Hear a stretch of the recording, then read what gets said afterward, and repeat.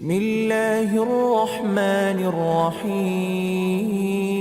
ہر سال حج کو جاتا تھا اور مدینے جاتا تھا اور آقا کی زیارت کو جاتا تھا اور اپنے ساتھ کچھ نہ کچھ ہدیہ اور تحفہ لے کر آقا کے پاس، یہ سال بسال اس کا طریقہ کار تھا۔ معصومین محتاج نہیں ہیں آپ، مگر آپ ہم سب کی خواہش ہوتی ہے نا کہ اپنی بساط بھر کچھ تو ان کی بارگاہ میں پیش کریں، ہے نا؟ اچھا، اب اس وقت آج کل آپ سے ہم کہیں کہ کچھ ہدیہ پیش کیجئے مولا کو، تو کیا پیش کریں گے آپ لوگ عادی ہو گئے ہیں مادی فکر کے، تو عموماً کیا کرتے ہیں، کھانے پکاتے ہیں طرح طرح کے اور نیاز دیتے۔ انہیں سب سے زیادہ کیا پسند ہے؟ قرآن۔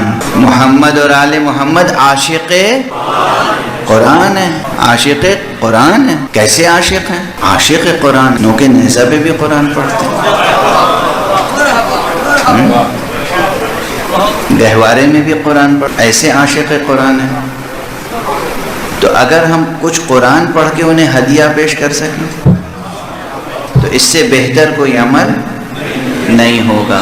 اب جب کوئی کہتا ہے کہ قرآن پڑھ کے آقا کو ہدیہ کر دینا تو کہتے ہیں واہ سبحان اللہ، آپ کیا کہہ رہے ہیں، وہ ہمارے قرآن کے محتاج ہیں کیا؟ فکریں کیسی مسخ ہو گئی ہیں، نہ جانے کس کی نظر لگ گئی اس ملت کی ذہانت کو، فکریں کیسی مسخ ہو گئی۔ دوسرے وقت بدنام کرتے ہیں، جناب فلاں صاحب وہ تو بالکل ان جیسے لوگوں کی باتیں کر رہے ہیں، بھلا ہم کیا بخشوائیں گے انہیں؟ کون کہہ رہا ہے کہ آپ انہیں بخشوائیں؟ لفظوں کو صحیح یاد بھی نہیں رکھ سکتے، اتنا حافظہ کمزور ہے۔ خدا نہ کرے آپ ان جیسے ہو جائیں جو رسول کی تقریر سن کے کہتے تھے یہ کیا کہہ رہے تھے، ماذا قال آنفا۔ قرآن میں ہے نا حضور صلی اللہ علیہ وآلہ وسلم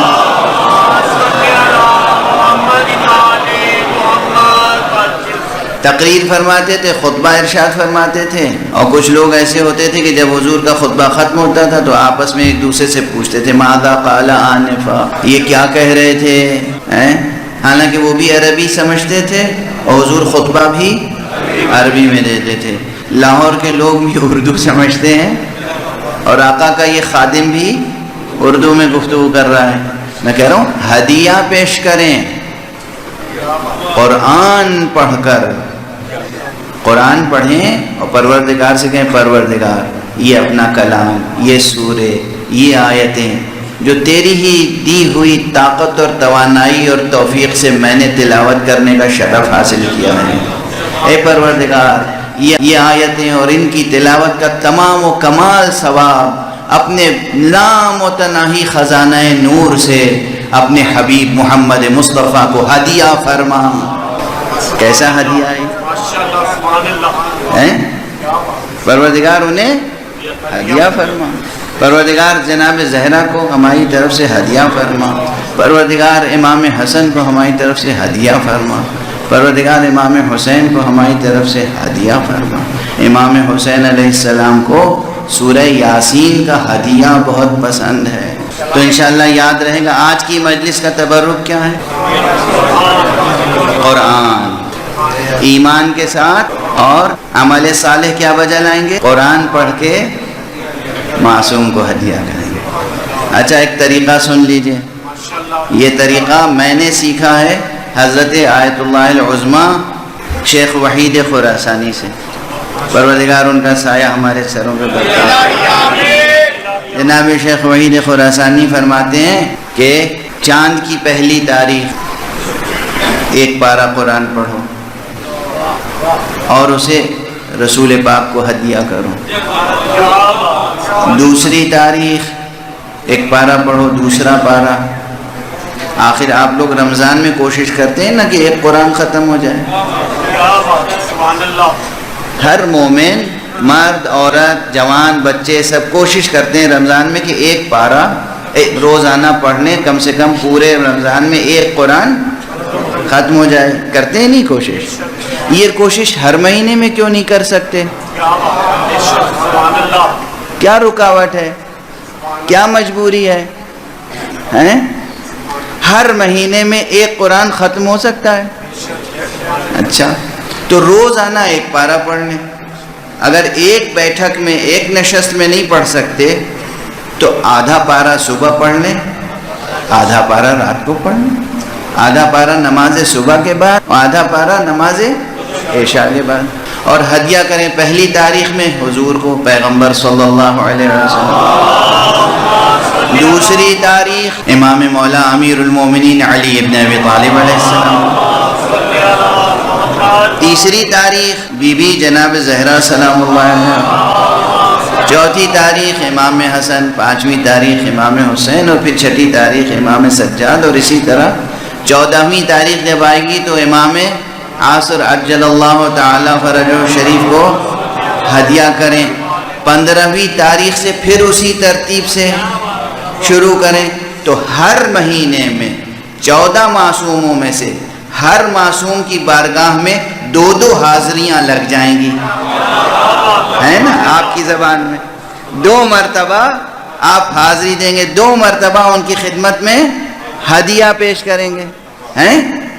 اچھا آپ یہ بتائیے کہ جب آپ انہیں ہدیہ دیں گے، آپ نے کبھی بچوں سے ہدیہ لیا ہے؟ نہیں، چھوٹوں سے بچوں سے ہدیہ لیتے ہیں، شرافت کی بات یہ، کرم یہ کہ جب کوئی چھوٹا بھی دے تو اسے پیار سے لے، لیکن ادب بزرگواری کا یہ ہے کہ پھر اپنے پاس سے اس سے کوئی بڑا ہدیہ اس کو دے۔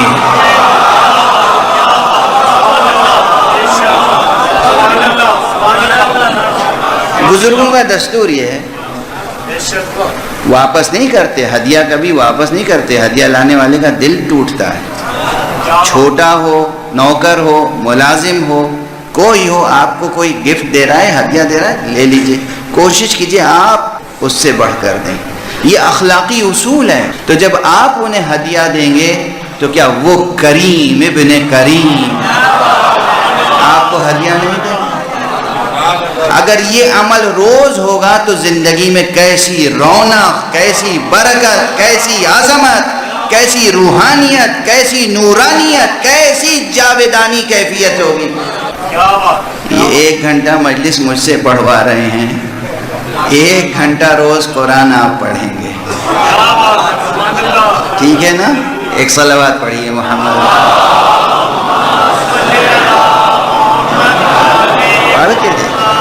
پڑھ کے دیکھ 12 بات کہاں سے کہاں پہنچ گئی، بات اسے گرہ میں باندھ لیجئے، اور پھر آپ یقین کیجئے ابھی ہر آدمی آتا ہے، مولانا یہ بیماری ہے کوئی دعا بتائیے، یہ پریشانی ہے کوئی دعا بتائیے، بیٹی کی شادی نہیں ہو رہی ہے کوئی دعا بتا دیجئے، بیٹے کی شادی نہیں ہو رہی ہے کوئی دعا بتا دیجئے، گھر میں پریشانی ہے کوئی دعا بتا دیجئے۔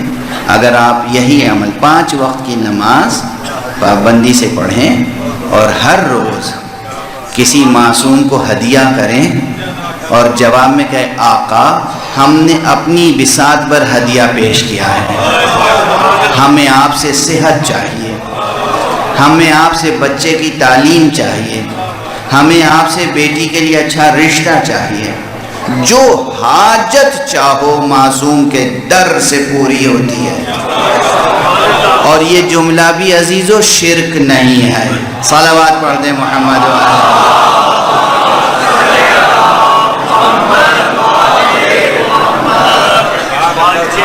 یہ جملہ بھی معصوم کے در سے پوری ہوتی ہے۔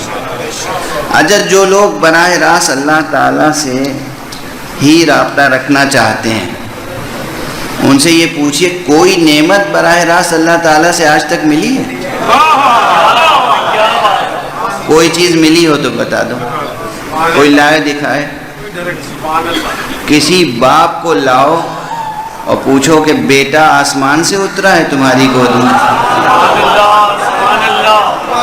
کسی ماں کو لاؤ جس کے آغوش میں بچہ ہو اور وہ یہ کہے کہ یہ آسمان سے اترا تھا، فرشتہ آیا میری گود میں بچہ ڈال کے چلا گیا، ایسا ہوا ہے کہیں؟ یہ جو روٹی کھاتے ہیں یہ آسمان سے براہ راست اتری ہے؟ زمین، پانی، پوری کائنات، ہر شے وسیلہ بنی ہوئی ہے فیضان الہی کو آپ تک پہنچانے کے لیے۔ تو تو ہر چیز کا استعمال اور ہر در پہ دستک دینا مسلمان جائز سمجھتا ہے، مگر محمد و آل محمد کے در پہ دستک دینا جائز نہیں سمجھتا۔ ساری بحثیں وہاں آ جاتی ہیں، یہ شرک ہے، یہ کفر ہے، یہ بدعت ہے۔ اب یہ بحث آج کرنے کی نہیں تھی، زبان پہ آ گئی تو گزارش کر دی، یہ تو تسلسل میں آ گئی بات تو گزارش کر دی، گفتگو سمیت کہ وہ شخص ہر سال ہدیہ لے کر آتا تھا۔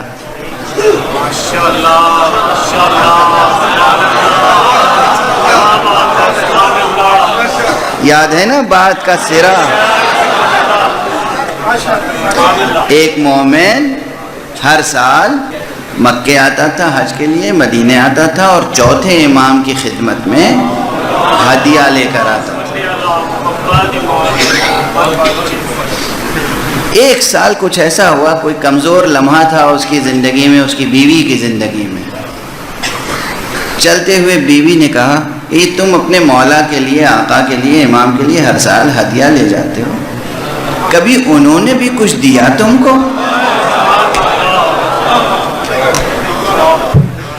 روایت ہے۔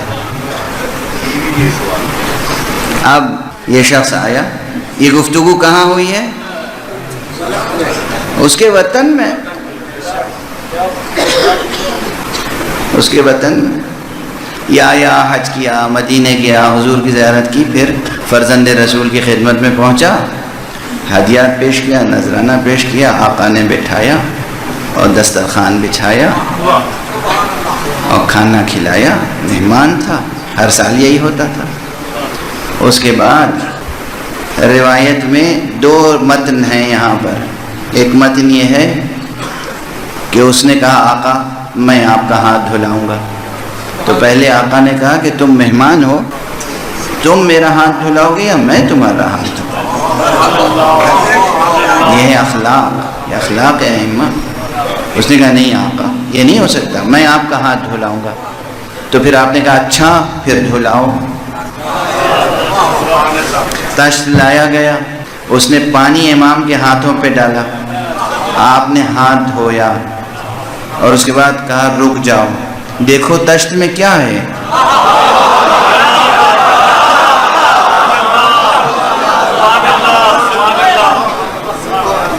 دیکھو تشت میں کیا ہے؟ کہا آقا پانی ہے۔ کہا غور سے دیکھو۔ کہا آقا یاقوت ہے۔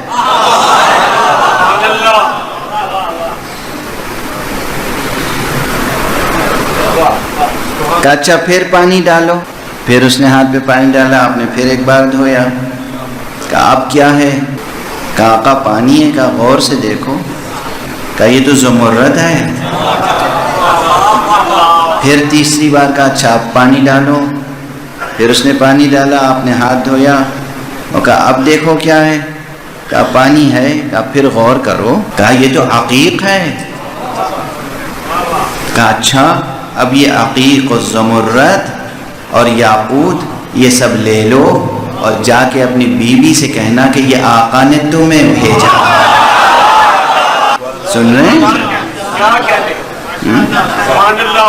تو آپ جب کوئی ہدیہ بھیجیں گے تو یہ ممکن نہیں کہ وہ آپ کو ہدیہ عطا نہ کریں، لیکن اس مقام اسی ایک معجزے پہ غور کریں تو اس میں کتنے اور اوصاف مقام امامت سامنے آتے ہیں۔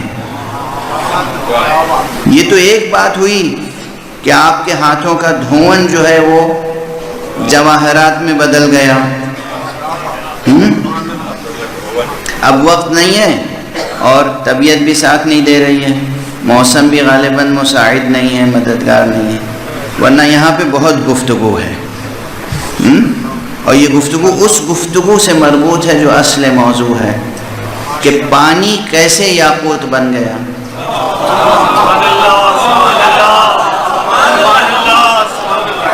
وہی پانی، دوسرا پانی نہیں منگایا،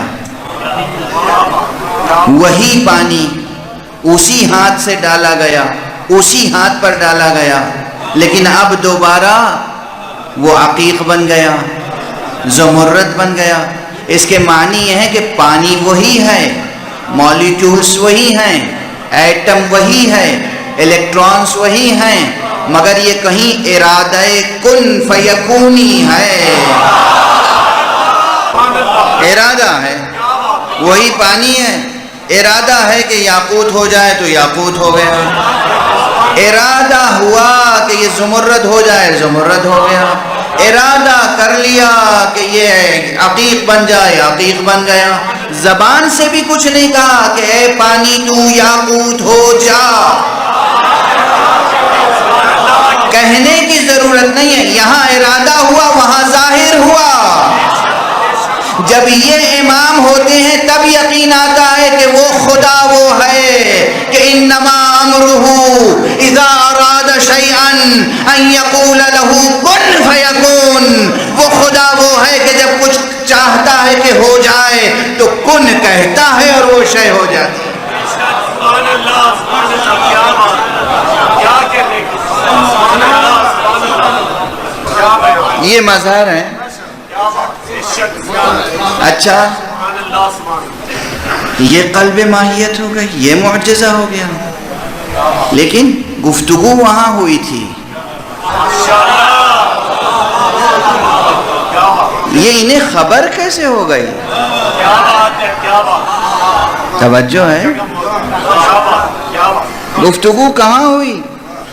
سینکڑوں میل دور، اور انہیں پتا کیسے کہ بیوی نے چلتے وقت